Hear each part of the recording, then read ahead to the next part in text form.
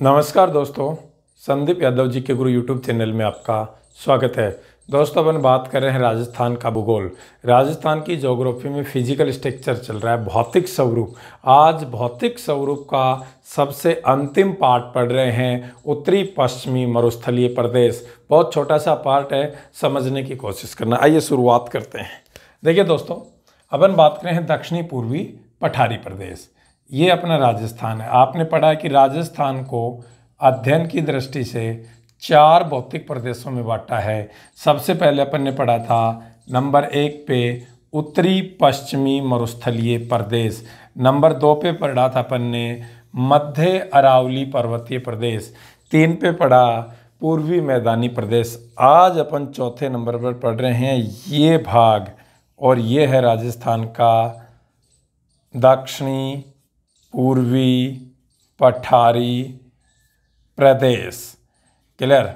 देखिए दोस्तों, ये राजस्थान का दक्षिणी पूर्वी पठारी प्रदेश है। इसे किस नाम से भी जानते हैं तो आप कहोगे हाड़ौती का पठार। किस नाम से भी जानते हैं इसे? हाड़ौती का पठार। क्यों कहते हैं? क्योंकि इस क्षेत्र के लोगों की जो भाषा है वो हाड़ौती है, और हाड़ौती भाषा होने के कारण इसे क्या कहते हैं? हाड़ौती का पठार। अब सुनो ध्यान से, इसके बारे में 4-5 बातें शाश्वत सत्य हैं, वो समझने की कोशिश करो। सबसे पहले, ये जो दक्षिणी पूर्वी पठारी प्रदेश है, इसका आपसे पूछता है विस्तार। तो इसका विस्तार मुख्य रूप से 4 जिलों में है। और वो 4 जिले कौन कौन से हैं? आप क्या कहोगे? एक तो कोटा, दूसरा बूंदी, तीसरा बारा, और चौथा झालावाड़। इस तरह से इसका विस्तार है, वो कितने जिलों में है? 4 जिलों में। अब देखो ध्यान से अगली बात, ये जो दक्षिणी पूर्वी पठारी प्रदेश है, या इसे अपन हाड़ौती का पठार कहते हैं, इसका आंशिक विस्तार है वो चित्तौड़गढ़ जिले की भैंसरोडगढ़ तहसील में। कुछ आंशिक विस्तार है वो इसका भीलवाड़ा में भी है, भीलवाड़ा में ऊपरमाल के पठार। कुछ आंशिक विस्तार इसका बांसवाड़ा जिले में भी, और कुछ आंशिक विस्तार इसका इधर प्रतापगढ़ जिले में भी। लेकिन मुख्य विस्तार है वो कितने जिलों में है? 4 जिलों में। तो विशेषकर आप ये 4 जिले याद करना, कोटा, बूंदी, बारा, झालावाड़। इसके अलावा चित्तौड़गढ़ जिले की भैंसरोडगढ़ तहसील, भीलवाड़ा में ऊपरमाल क्षेत्र, आंशिक नाम मात्र का विस्तार प्रतापगढ़ और बांसवाड़ा जिलों में भी है। क्लियर? अब देखो दूसरी बात, इसका जो विस्तार है वो राज्य के कुल क्षेत्रफल के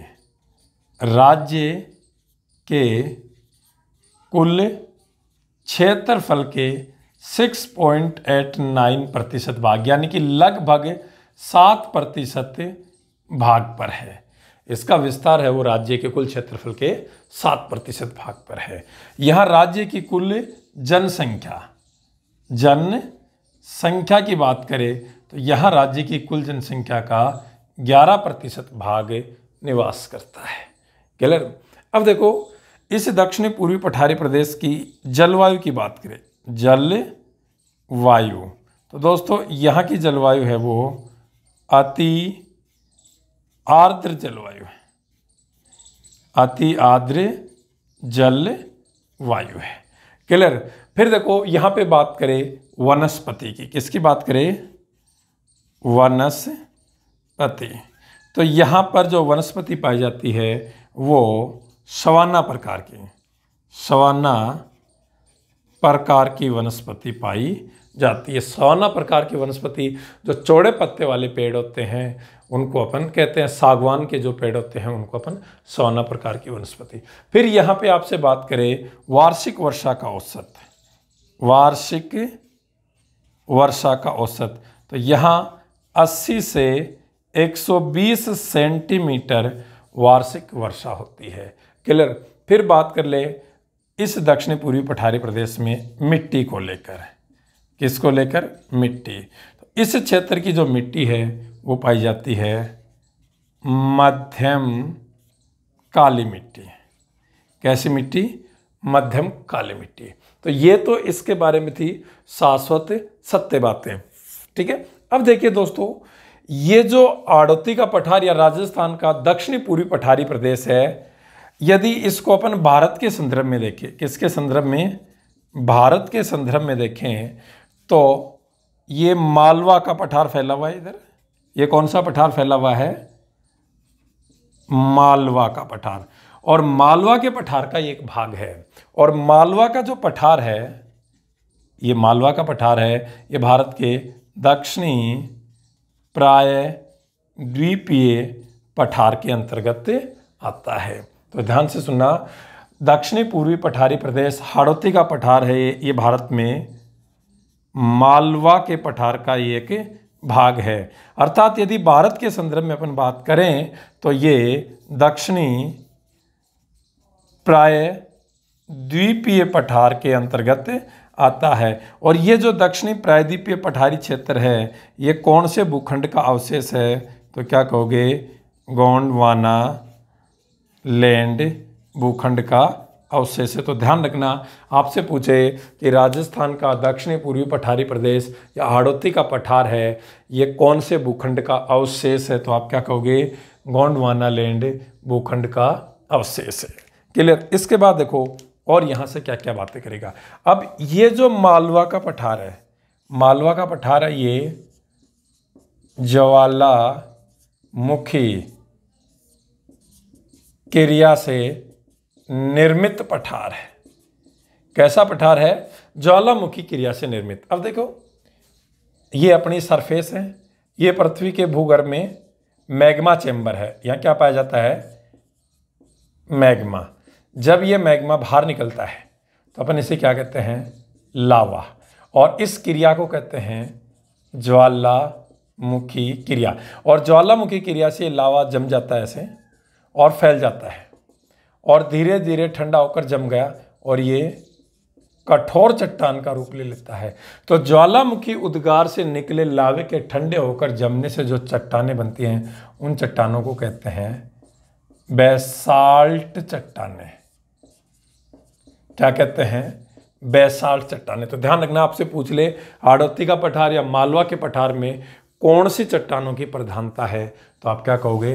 बेसाल्ट चट्टानों की प्रधानता है। ये कौन सी क्रिया से निर्मित पठार है? आप क्या कहोगे? ज्वालामुखी क्रिया से निर्मित पठार है। अब देखो, जब कालांतर में इन बेसाल्ट चट्टानों का होता है विघटन, और बेसाल्ट चट्टानों का विघटन होगा तो इससे जो मृदा बनेगी वो मृदा होती है काली मिट्टी। कैसी मिट्टी? काली मिट्टी। तो यहाँ से आपसे पूछता है आड़ती के पठार की मिट्टी कैसी है? मध्यम काली मिट्टी है। क्लियर? और इस मिट्टी का निर्माण बेसाल्ट चट्टानों से होता है। ये जो काली मिट्टी है, ये किसकी उत्पादन के लिए उपयुक्त होती है? कपास के उत्पादन के लिए बहुत अच्छी मानी जाती है, इसलिए इसे कपासीय मिट्टी भी कहते हैं। क्लियर? अब देखो दोस्तों, कभी कभी आपसे क्वेश्चन पूछ लेता है, ये अरावली गई है, ये कौन गई? अरावली पर्वत श्रृंखला। क्लियर? और ये गया विंध्याचल पर्वत। विंध्याचल पर्वत आपसे पूछ लेता है, अपने राजस्थान में अरावली पर्वत व विंध्याचल पर्वत को जोड़ने वाला जो भाग है वो कौन है? तो क्या कहोगे? हाड़ौती का पठार या दक्षिणी पूर्वी पठारी प्रदेश। ये किन दो पर्वत श्रृंखलाओं के बीच एक संक्रांति भाग है, एक सकरा भाग है, उनको जोड़ने का काम करता है, तो आप कहोगे हाड़ौती का पठार या दक्षिणी पूर्वी पठारी प्रदेश। और ये किन दो पर्वत श्रेणियों के बीच स्थित है?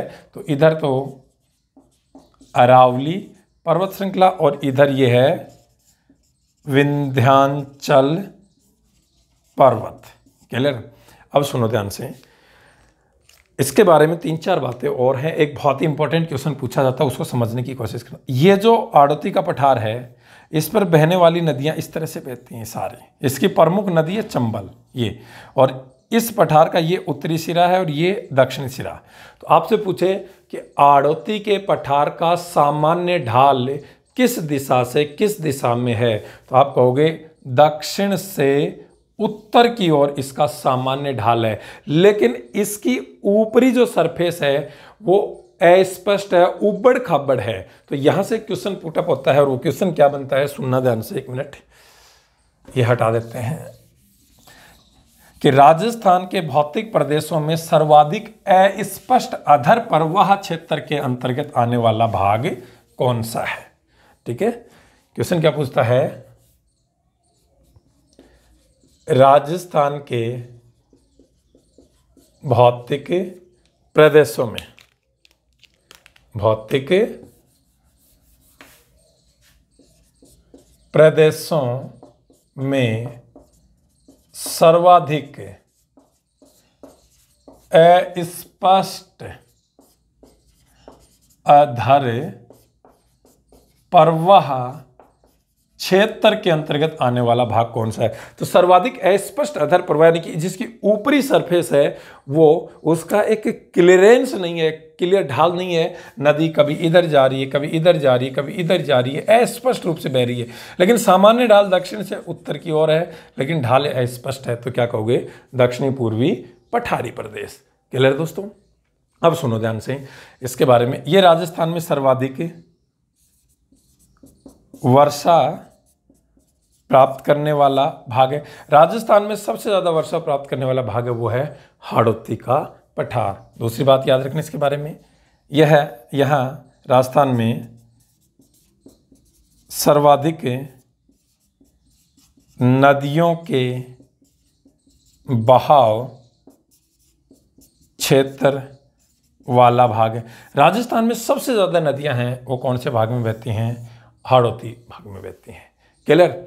अब देखो दोस्तों, हाड़ौती के पठार को 2 भागों में बांटने वाली समवार्षिक वर्षा रेखा कौन सी है, क्या कहोगे, 100 सेंटीमीटर समवार्षिक वर्षा रेखा। इसी भाग में अपने राजस्थान में सबसे ज़्यादा वर्षा प्राप्त करने वाला जो जिला है वो भी है कौन, झालावाड़। सर्वाधिक वर्षा प्राप्त करने वाला, राजस्थान में सबसे ज़्यादा वर्षा प्राप्त करने वाला जिला। और अपने राजस्थान में जो बंगाल की खाड़ी का मानसून होता है वो भी इसी हाड़ौती क्षेत्र से राजस्थान में प्रवेश करता है। क्लियर। तो ध्यान रखना, ये एक बहुत ही छोटा सा कॉन्सेप्ट था दक्षिणी पूर्वी पठारी प्रदेश को लेकर, और यहाँ से अक्सर एग्जाम में आपसे क्वेश्चन पूछ लिए जाते हैं। इसके अलावा यहाँ से फिजिकल स्ट्रक्चर को लेकर बहुत ज़्यादा और क्वेश्चन नहीं बनते हैं। बहुत ईजी सा छोटा सा टॉपिक था। धन्यवाद दोस्तों।